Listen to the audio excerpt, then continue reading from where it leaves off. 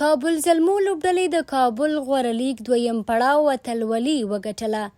د کابل غوره لیګ دویم پړاو چې د روانې جون میاشتې په دویمه پیل شوی و، نن په پایلوبه کې د کابل زلمو او بند امیر ستورو لوبډلو په مخامخ کېدو سره پای ته ورسېد. په پایلوبه کې بند امیر ستورو لوبډلې په ټولو 16 اوورونو کې سیالي لوبډلې ته 120 منډې هدف ورکړ.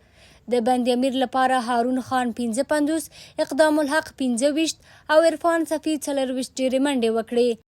بل لور د کابل زلمو لپاره په توپ اچونه کې الله محمد غضنفر او نوید زدران 2-2 او ضیا شریفي یو لوبغاړی وسوځاوه. په همدې حال کې په دویمه پاڼۍ کې د کابل زلمو چټکو توپ وهونکو یاد هدف په ډېرې اسانۍ د 3 لوبغاړو په زیان د محمد صابر 55، محمد اکرم 41 او مسعود ګربز 11 منډو پر مټ په 13.5 اوورونو کې پوره کړ.